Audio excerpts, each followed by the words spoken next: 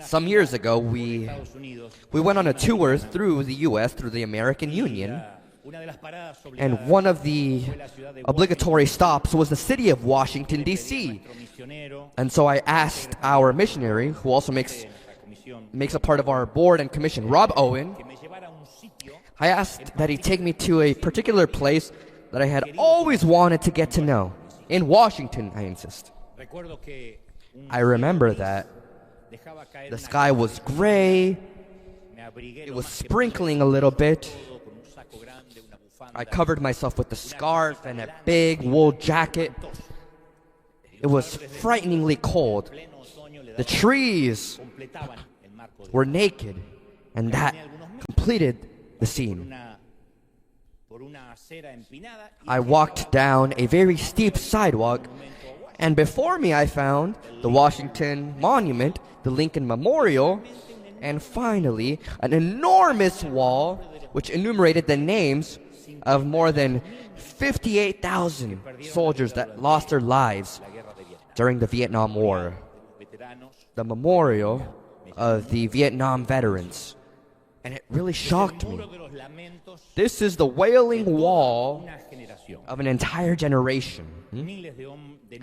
Thousands of names inscribed in a marble tombstone, a never-ending list of soldiers who were killed in action. And obviously, behind every name, there's a lonely widow, and a mother in anguish, an orphan child.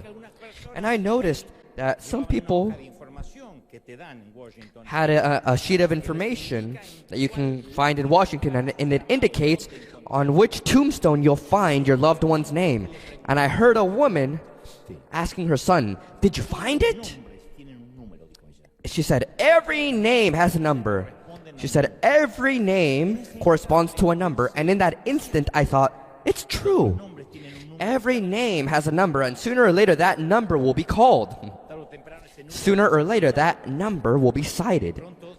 And suddenly, I stopped concentrating on the letters and the names, and I looked at the wall, and I saw my own reflection on that brilliant marble. And so for some reason, I remembered that I had also been dying since I started living, from the crib to the tomb, from the uterus to the grave. It's a countdown. And that one day my name would also be written in a granite tombstone. And so I concluded something that we all know, but we repress, which is that death is the invader in the neighborhood. And we see it every time that we follow a funeral procession. It's in the waiting room when the doctor comes out to give the evening report.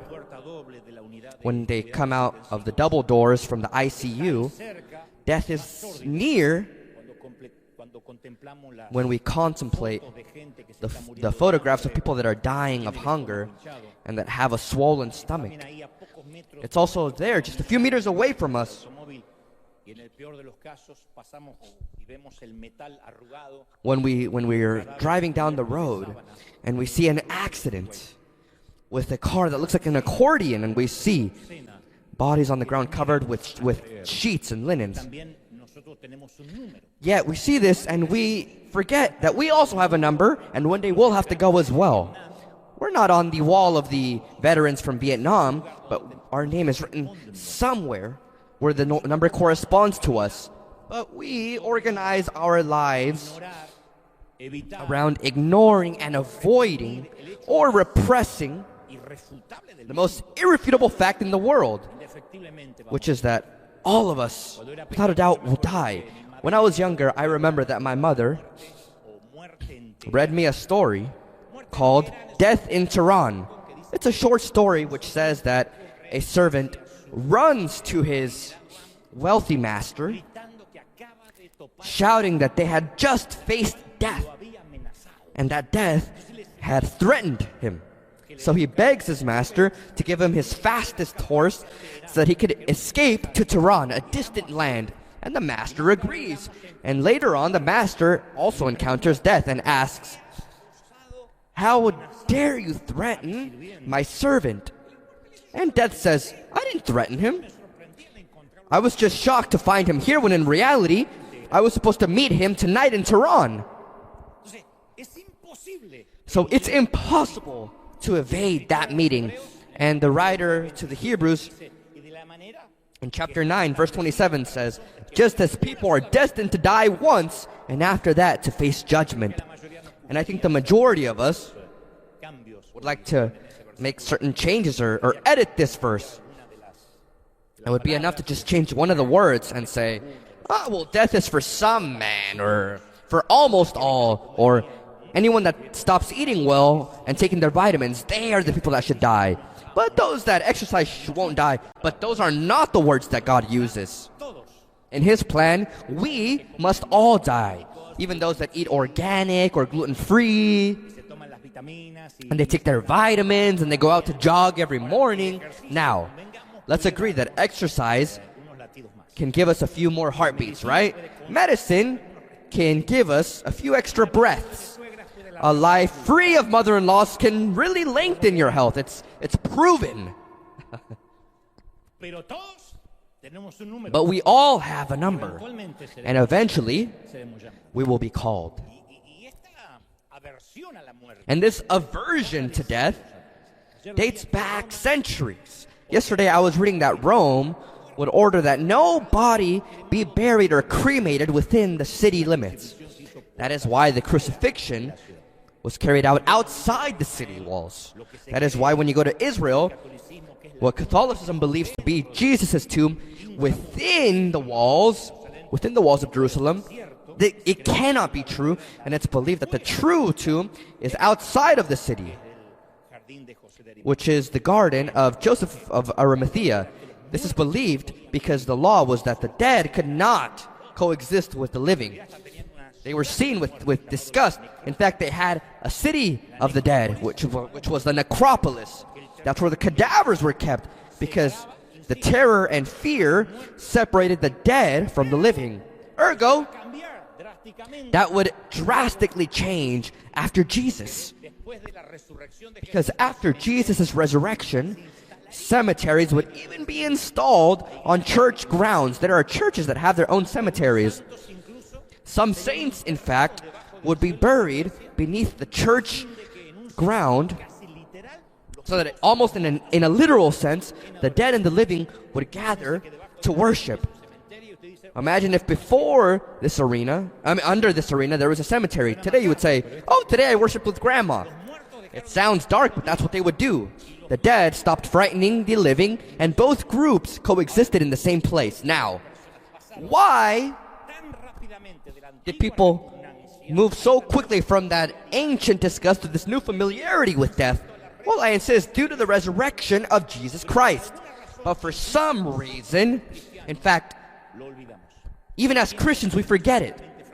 Through time, our mind becomes fragile, and once again, we begin to feel that disgust and fear and fright and uncertainty to death. And we oppose death with such resistance. What surprised me most during the recent pandemic was the stupor, the fear of having to face death. It surprised me to receive letters and messages on social media saying that, asking how Christians should empower themselves, how to decree blessings. But like an atheist, they were desperate before death, and they asked themselves, how is it possible that this virus can take a pastor's life?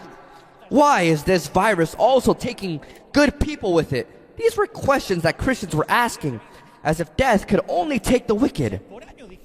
And so for years we said, for Christians, death is simply a change of address. That's what they say often at funerals. It's just a change of address. Yeah, but the move frightens us. We preach, heaven is a better place. We always say it. Those of us that will go to heaven. But we always have prayer chains so that this sick person doesn't go to the better place, that he stays here with us and suffers along with us. And if God decides not to heal them, then we agree, all right, they're in a better place. all right, then if they're in a better place, why were we trying to stop them from going to that better place? I say during my Presidente conference when I speak about death, that you always say these made-up phrases at funerals. We say, oh, they look like they're in so much peace. And you almost feel like telling them, well, where have you ever seen a nervous cadaver? Our mother-in-law says, oh, he got ahead of us. And you say, all right, then follow after him, chase after him. And she says, don't be a fool, my son-in-law. What I'm trying to say is that last week, I spoke with him. And you say, well, where's the miracle? You should be worried if you speak with him the next week. The issue is that when we wear our black clothes in our mourning, we cannot crash against the wall of unbelief, of disbelief. We say, oh, now they rest in peace. Okay, but where are they resting? And in what way or how? Are they asleep? And once they're there, what do they see? What do they discover? What do they do? Because as Catholics, as Protestants, as Christians, we all agree that they rest in peace. But what are they doing now that they're theoretically in heaven? Well, in my childhood church, they would say, in heaven, we're going to have services 24 hours a day. But the thing is that our services were so boring that some of us considered hell. Because we would say, 24 hours of all this? I can barely stand 2-3 hours of having to switch from butt cheek to butt cheek. Imagine 24 hours non-stop.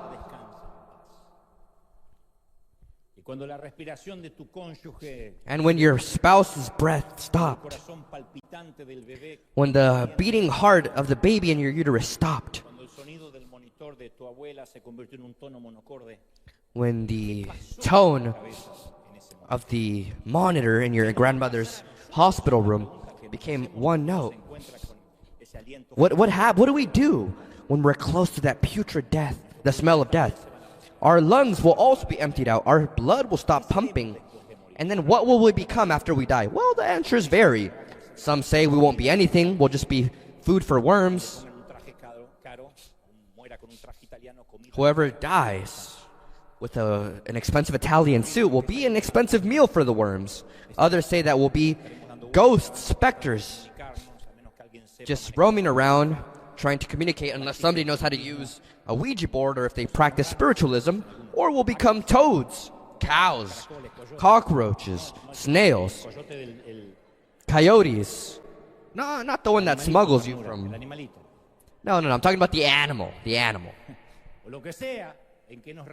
Or whatever we reincarnate into. Don't laugh, but I know a mother-in-law. Her dream was to reincarnate into a snake, and somebody told her, nope, you can't repeat. No, it's just a joke. Because then they get mad at me. It's a joke.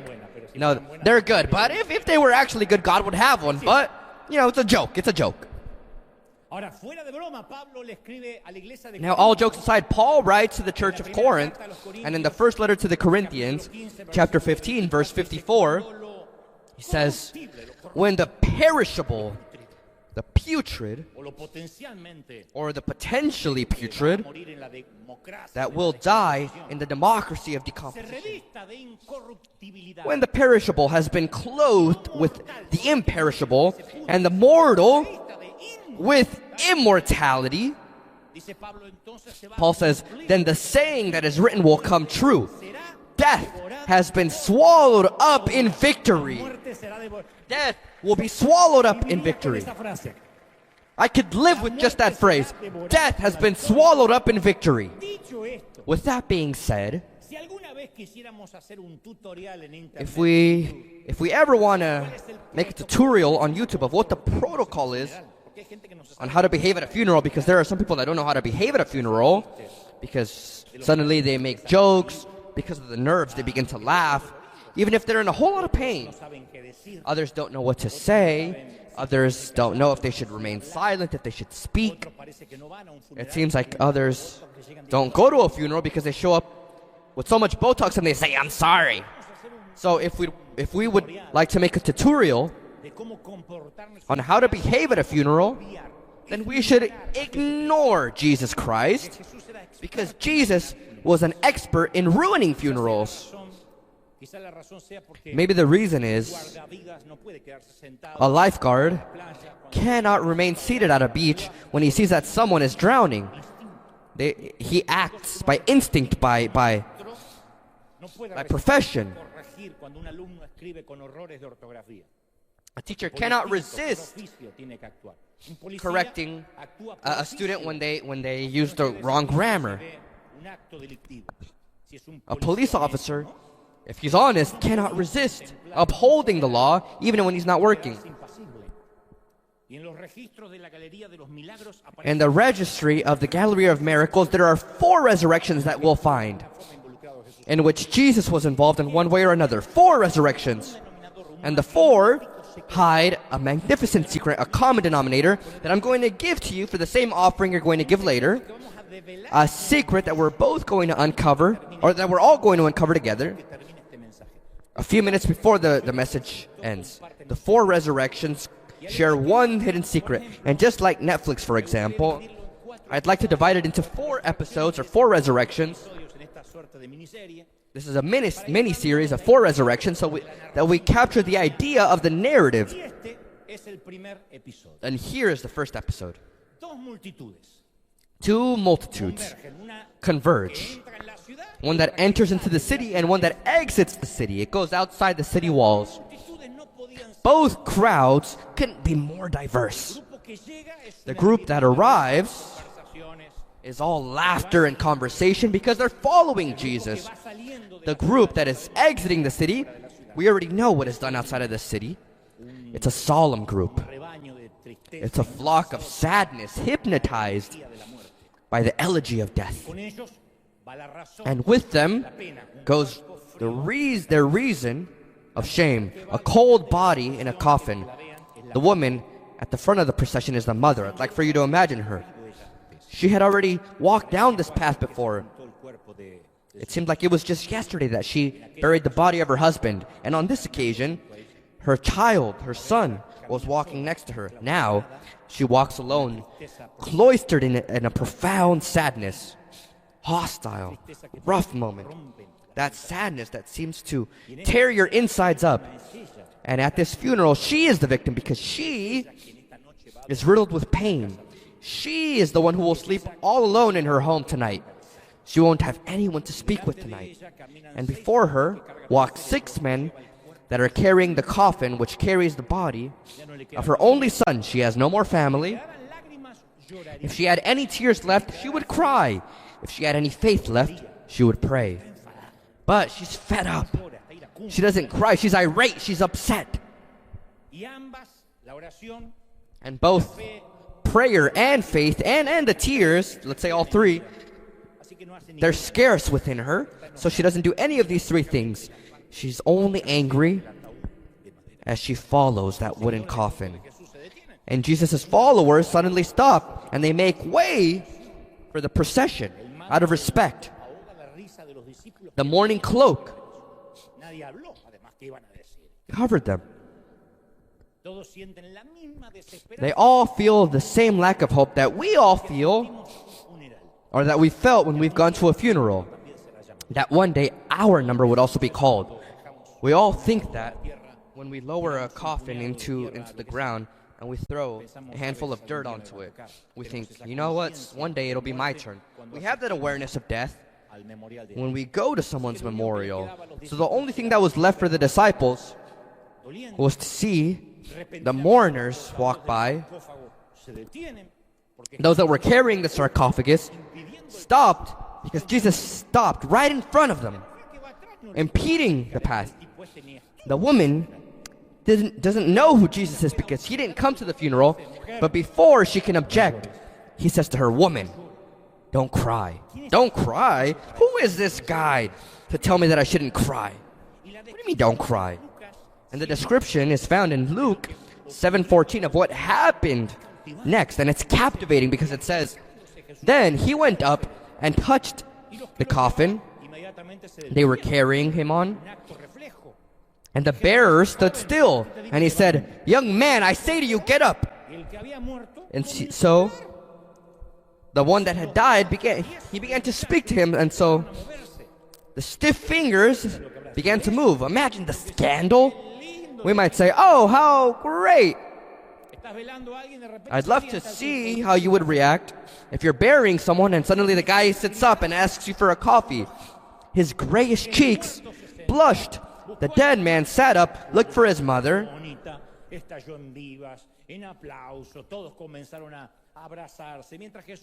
and the stunned crowd cheered and celebrated, while Jesus looked to his disciples, winked an eye, and said, you see that? There's nothing to fear. Here's the second episode. That's the first one, very short. This time it's a father and also an important religious leader, a preacher. And the man contemplates the photograph, which is placed on his desk, and with tears in his eyes, he looks at his 12-year-old daughter in the picture. Braces, pigtails, freckles. He had lifted up a wall of protection around his daughter, in fact, his only daughter. Maybe that's why these last days have been so difficult for this man, because these walls had come crashing down a week ago. It just so happens that his daughter came back from school one day with a bit of fever and irritation, and her mother sent her to bed thinking that it was a common cold or flu. But the following morning, after seeing that the fever didn't go down all night, they had to take her to the emergency room, and she never came out. The doctors, the medics, were dumbfounded because they couldn't diagnose her. They didn't know what was happening. Apparently, it was an autoimmune virus that had grown and grown and didn't allow the fever to come down. And so the father felt powerless. And like any religious leader, he was so used to showing strength that he couldn't remember how to be weak anymore. He didn't know what it was like to go through vulnerability. He himself minimized the situation, or he underestimated it. When somebody asked about it, he would say, no, she'll get better. This is nothing. This will pass. He assured everyone except himself, because inside, his emotions were breaking down, and what broke him was a phone call from the doctor a few minutes ago. The doctor said, I'm sorry, Mr. Jairus. Your daughter has entered an irreversible coma. Now this strong, even-tempered, stoic leader sat at his desk and began to cry. And that's when he remembered that there's a certain Jesus that calls himself the Messiah. He remembered that he's in the city. He always thought it was about a charlatan or a scammer.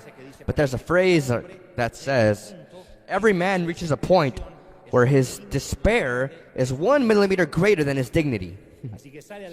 And so he goes out into the street to look for this master or Messiah or whatever he is. He walks many kilometers until finally he faces Jesus. And he begs him and says, Lord, this is about my daughter. She's only 12 years old. You could do something, I don't know, a trick or whatever it is you do. Touch her so that she doesn't die. Jesus looks at him and says, oh, yeah, obviously. Take me to where she is. And then in that same instant, certain close individuals to the man put a hand on his shoulder and say, Jairus, there's no need to bother him. Let him continue on. Your daughter just suffered a fatal heart attack. Your daughter is no longer suffering. She's resting in peace now. And without losing his calm, Jesus tells Jairus, don't fear, just trust in me. The man doesn't understand why Jesus says to him to not fear, because he just heard that his daughter has passed. Finally, Jesus makes it to the emergency room, which in that moment was a true chaos. Jairus' wife is seated in a chair, pale without speaking, and Jesus asks again what today would be a dumb question, a question out of place. He asks, why are you crying? But he doesn't do it ironically. He doesn't do it to provoke them. He's truly astonished, asking, why are you crying? And then he adds, the girl is not dead. She's just asleep. And that angers the family members even more. I think Jairus' wife thinks something like, get this clown out of here. This is the last thing I need. However, Jesus makes everybody leave the room except for Peter, James, and John, 3 of his closest disciples, and the daughter's father, the girl's father. So the 6 were there, the wife as well, the mother. The girl was pale. Jesus takes the girl's hand and says, little girl, it's time to wake up. The girl opens her eyes, jumps out of bed. The parents begin to cry and laugh because they couldn't believe what they were seeing. The girl says, I'm hungry. And Jesus tells Jairus, yes, she's probably hungry. Find her a good burger with Argentinian meat. And if you're poor, at least find her a pupusa.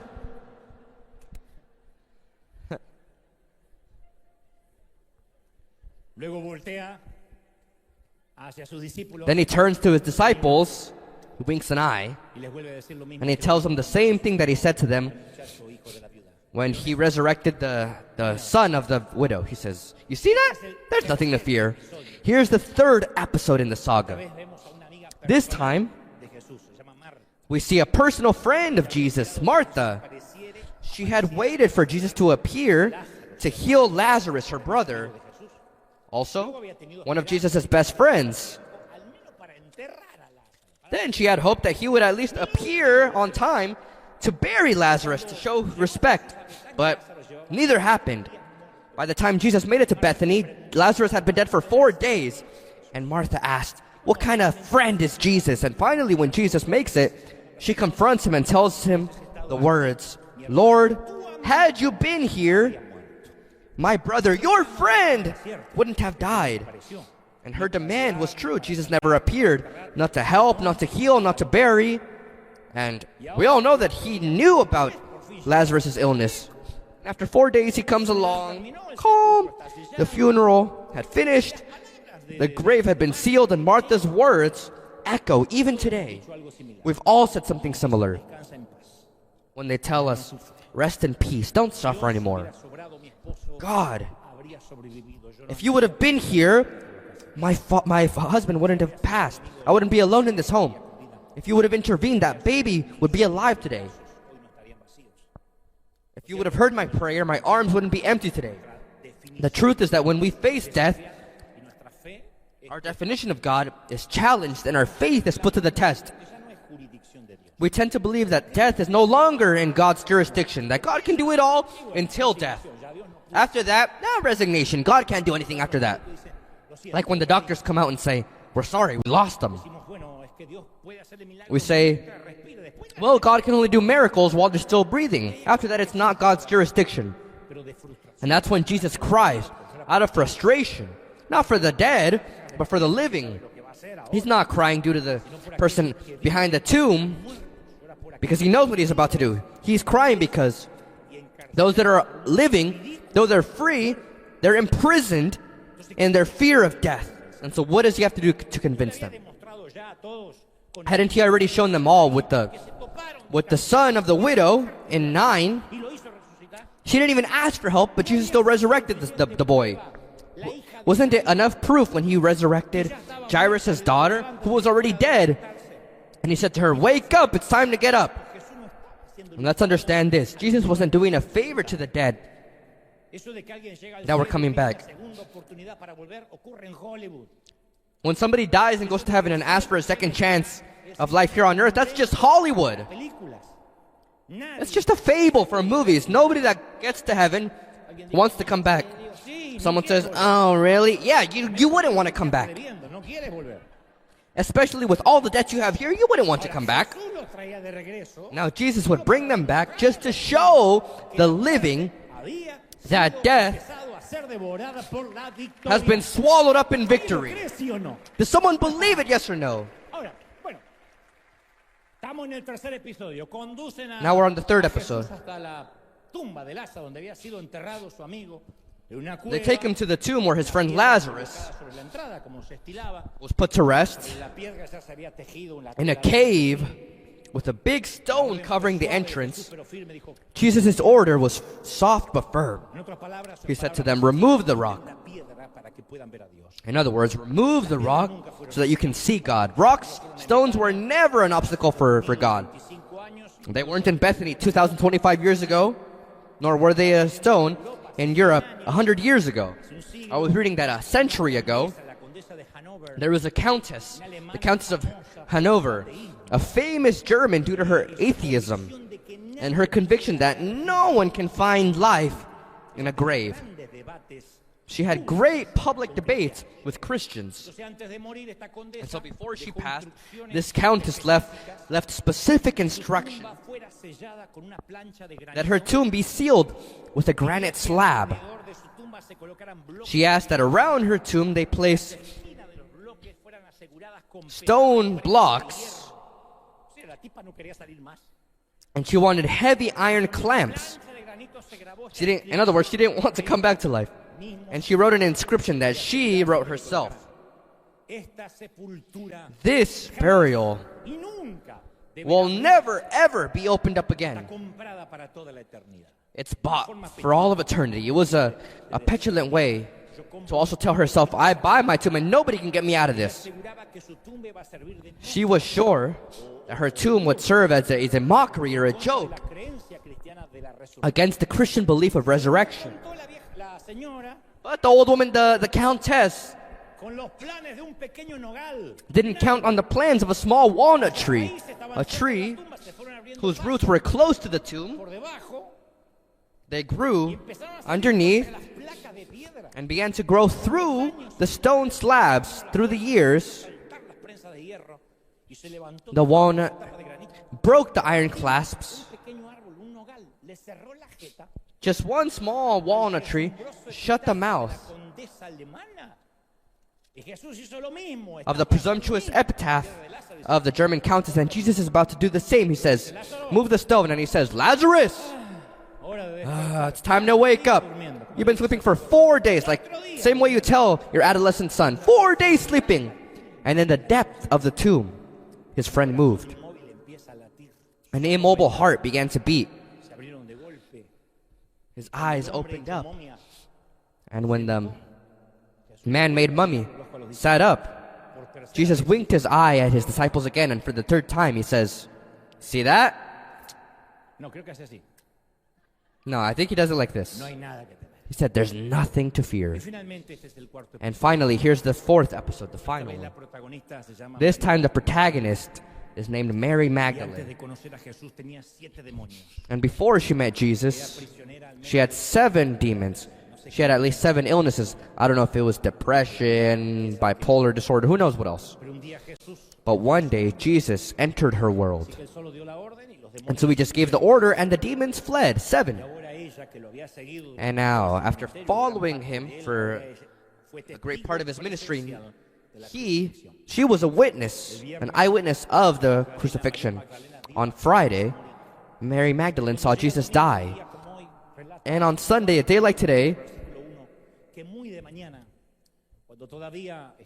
John 21 says, early on the first day of the week, while it was still dark, Mary Magdalene went to the tomb. Her only purpose was to clean Jesus' beard from the blood clots that still remained and maybe say her last goodbye. She wasn't seeking a miracle.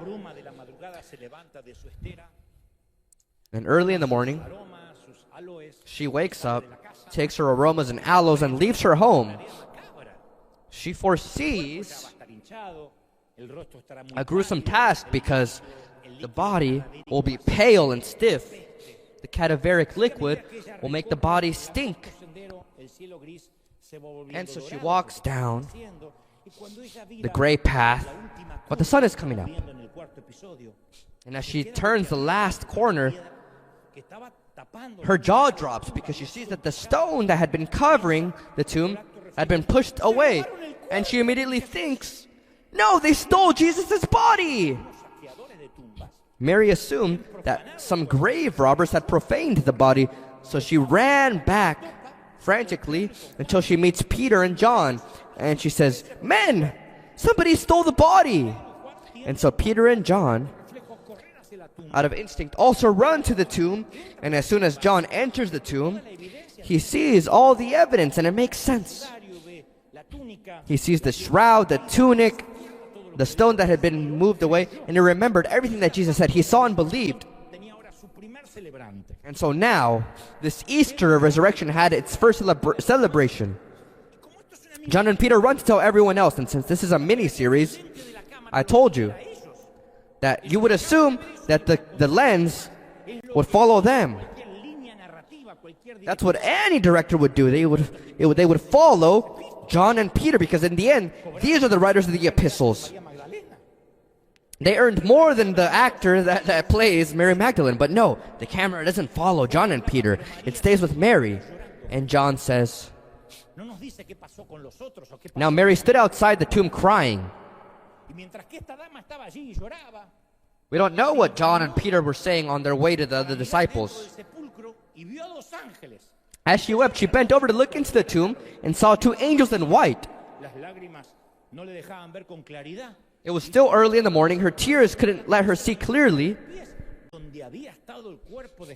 The two angels were seated where Jesus' body had been, one at the head and the other at the foot. And it seemed like one of these angels learned from the Master and asked her, "Woman, why are you crying?" What? And the Bible says that first she's offended by the question, I assume. I'd like to read what's not written. I would assume that she's offended. Asking, well, what do you mean? Why do I cry? They have taken my Lord away, and I don't know where they have put him. At this, she turned around and saw Jesus standing there. Imagine what he said to her. Just guess. And then you say that I repeat myself. Woman, why are you crying? Who is it you are looking for? All right, let's agree. That's not a very common question at a cemetery, but ironically, it's the same question that we saw in the previous 3 episodes. Don't cry, woman, Jesus says to the widow in 9. He says the same thing to Martha. Why are you crying? He says the same thing to the mother of the girl, Jairus' wife. Do not cry, woman. The girl is asleep. She's not dead. She's sleeping. Why are you crying before the simple death? I know it sounds like an inconsiderate question. We would never allow any pastor, priest, or rabbi to come into our funeral and say, why are you all crying? Though, of course, our founder, Juan Carlos Ortiz, would do it. He would also ruin funerals. I never saw him resurrect the dead, but he would always come in and say, oh, but how great that they died.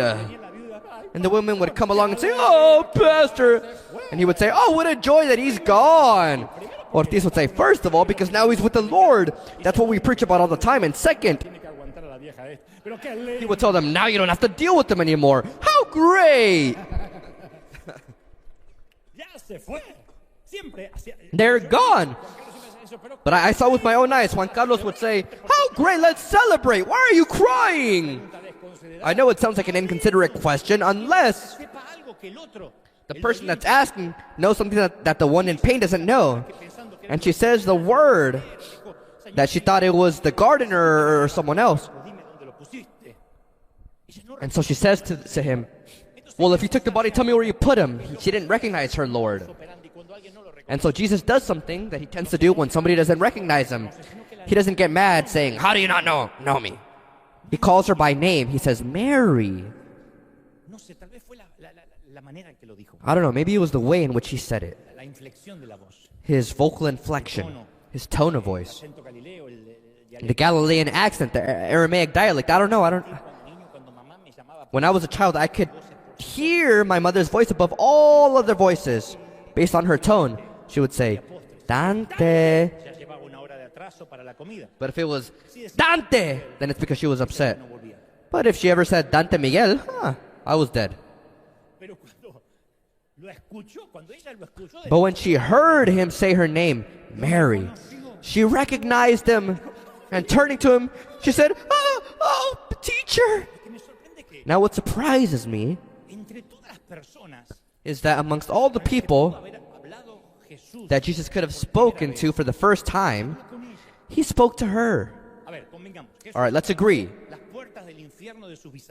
Jesus took the gates of hell off of its hinges.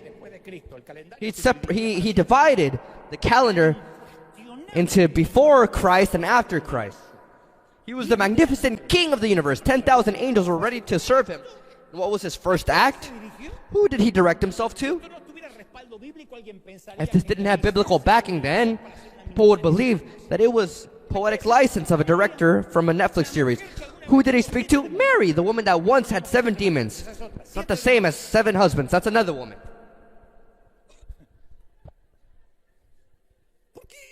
Why her? No book in the Bible bears her name. No story in the New Testament describes her work. No. And so why would Jesus create a moment, a scene for Mary Magdalene? Maybe to give us a message to all the afflicted and all the worried. Because our number will one day be called. Maybe he wanted us to realize what Psalm 35 says. Weeping may stay for the night, but rejoicing comes in the morning. Yes or no? So I dare to think that Jesus winked an eye at Mary and said, see that? There's nothing to fear. Despair will not be our daily bread. Sadness won't last forever. The clouds can eclipse the sun, but they cannot definitively eliminate it. Night can delay morning, but it cannot avoid it. Morning always comes, but maybe not as quickly as we'd like, I know. Morning doesn't come dramatically or drastically the way we would want it, but the morning always comes. And with it comes joy. And so I know that there are people here and at home that need this promise. And you ask yourself, if on this night of mourning, if it'll ever end. And I want you to record this. Maybe the sadness can take our night, but it can never steal our entire life. It's a promise from the Lord. 1 night, 2 nights, 3 nights, but not your whole life. Do we agree, yes or no? Paul says in the first letter to the Corinthians 15:20, but Christ has indeed been raised from the dead, the first fruits of those who have fallen asleep. The first fruit is the first harvest. And the farmer anticipates the quality of the rest of the harvest by taking a preview, a sample from the first batch. And we can anticipate our resurrection by looking at the first fruit, the resurrection of Christ. Today we commemorate the first fruit, the resurrection of the Lord. So what will happen when we die? Well, Scripture gives us a few guarantees that are fascinating. Since this is a book of jurisprudence, of laws that are fulfilled, it fascinates me to remember them. John 5:25 confirms, very truly I tell you, a time is coming and has now come when the dead will hear the voice of the Son of God. Jesus ruins funerals and he will continue to ruin them. John says, the dead will hear the voice of the Son of God, and those who hear will live. Now, anytime I visit a cemetery, I always imagine this moment. In fact, that's why I'm terrible at funerals, because while everyone is suffering, I'm saying, it fascinates me to imagine it. Because the majority of cemeteries are tombstones that can barely be read. In certain places, it's been centuries since anything has been maintained. However, the same Jesus that shook up the tomb in the garden of Joseph of Arimathea, he's going to shake up the land in every cemetery. The earth will be pushed out from the dirt. The coffins will be broken. The dead who have been forgotten by even their very families will be called up. And some think, oh, will it be like zombies that come out? No. No, those bodies will not look like that. That's another series. Of course, because the majority of these bodies are bones or ashes in the worst case. Nothing. Some were riddled by bullets. Some were burned by fire. Others were taken by illnesses. But 1 Corinthians 15:42 tells us how these bodies will resurrect. The body that is sown is perishable. It is sown in dishonor, but it is raised in glory.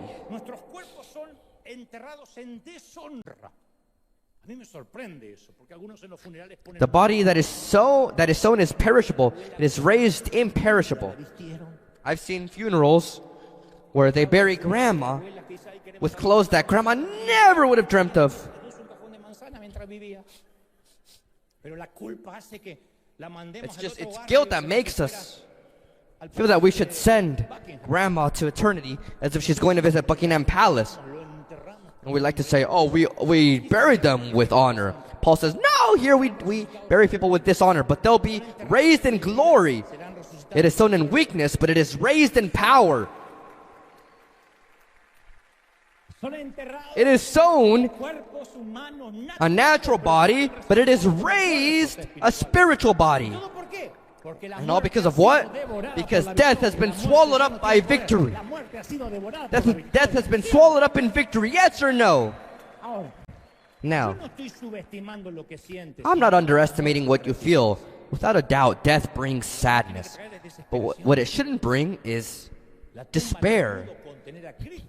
The tomb could not contain Jesus, and since Jesus is within us, we also will not be contained in a tomb. That's God's promise. God will call his creation. God loves to redo and restore. He said, I will make all things new. All divorce papers drenched in tears, all the inactive ultrasounds, all the invasive chemotherapies, all the extreme dialysis. Goodbye to kissing cold cheeks and beginning to kiss warm foreheads. Goodbye to so long. Goodbye to cancer, to metastasis. Goodbye forever to all this, to leukemia. God will call every sick body because death has been swallowed up in victory. That's a promise.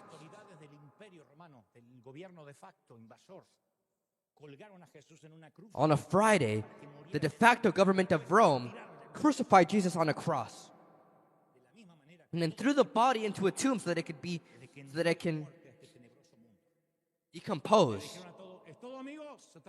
And they said, "That's all, folks. The spectacle is over. There's nothing more to see. The 3 delinquents died on the cross. Time to go home."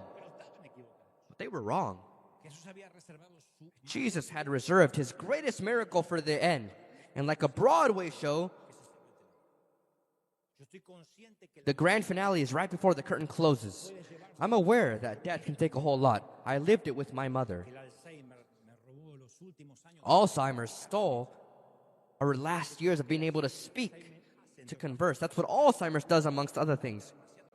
It puts memories in a shelf that's too high for the person to reach. Having to say goodbye to my father in a pandemic, he was alone. He said, all I ask God is that I die holding the hand of a loved one. But it didn't happen.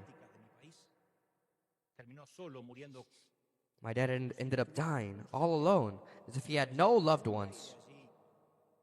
He ended up being cremated by order of the government. So I know that death hurts.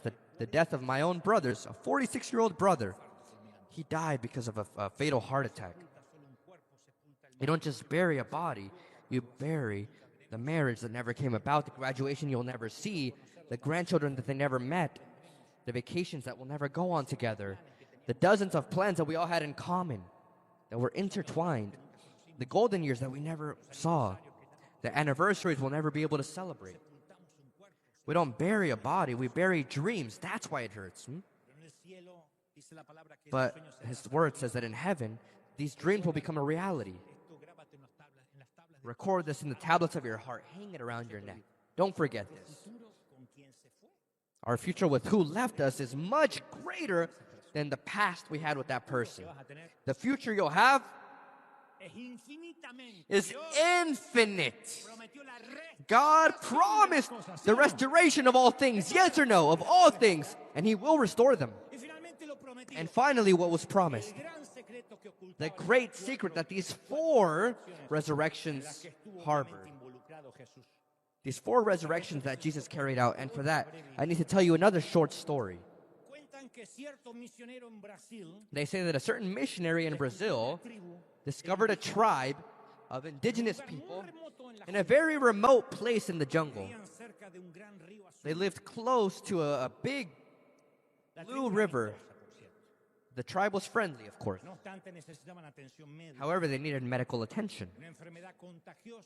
A contagious illness had invaded the tribe.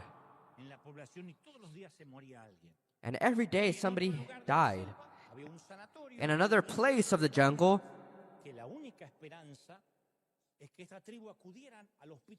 there was a hospital, but it was separated by that river. In order to get to the hospital, the indigenous tribe had to cross the Blue River, an adventure that they weren't willing to realize, to carry out. They had the false belief that the feared Blue River was full of evil spirits. That was their belief system. And they filtered everything through that fear. Going into the water, to them, meant a sure death. And so the missionary carried out the difficult task of eliminating the superstition from that tribe. And he explained to them that he himself had crossed the river and didn't suffer any damage, any harm. He didn't have any curse. But that wasn't enough. So he took the tribe to the edge of the river, and the man put a hand and a foot into the water, and he said, "See, nothing happens." But they didn't believe. And so he splashed some water in his face, but the people still didn't believe. And so finally, the missionary dove into the water, swam underneath until he came out on the other side. And waving that the power of the river was just a farce, the missionary lifts his hand in triumph and says, "See, there's nothing to fear." He had entered the water and exited on the other side unharmed. And so the indigenous tribe began to celebrate, and they all got into the water because they had lost their fear. Jesus saw that people were enslaved to their fear of death. That cheap superstition of, "I'll never see the person that died again." And he explained dozens of times that the river of death is not something to fear, that life is just a placenta that we swim in darkness. And we see that little light that we have to exit through. We know that no baby that came out has ever gone back in. So it's not like you're going to stay in that dark placenta. He says there's nothing to fear on the other side. But people didn't want to believe him. And so he touched a young man in a coffin, the only son of a widow, and he called him back to life. His followers still weren't convinced. So he did something more drastic. He gave life to the body of a 12-year-old girl, and he brought her back to life with a whisper. He said, "Girl, wake up." But the crowds were still incredulous. Maybe they thought that, in reality, the girl wasn't so dead. And so he did something more drastic. So that there would be no doubt. He let a dead man remain dead for 4 days, his best friend in a tomb, and then he orders him to come out. Was that enough? Nope, doesn't seem like it. Because it was necessary for him to enter the river of death, into the waters of death, so that people could believe that death had been defeated, that there was no more fear. And after he did it, after he came out on the other side of the river of death, he said, now it's time to celebrate. They didn't believe him until he himself came out alive on the other side.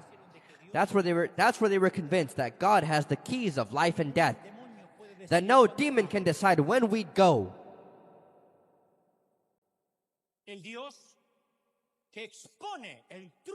The God that exposes the trick, the scam of the scammer called death.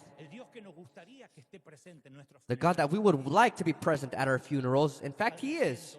Psalm 116:15 says, "Precious in the sight of the Lord is the death of his faithful servants."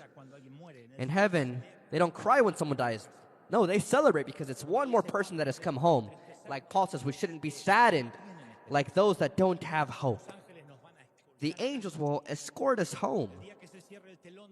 The day the curtain closes on this life, and we've had a good portion of life, and we have to stoically leave, God's messengers will take us on our last trip of life.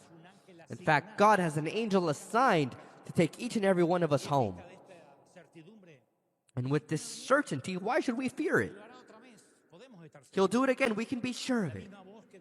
The same voice that woke up a young man in 9, that mobilized the still body of Jairus' daughter, that brought Lazarus back. That same voice speaks to us today, and now, 2,000 years later, he winks an eye at us and says, "Did you see that? There's nothing to fear. It's just the blue river."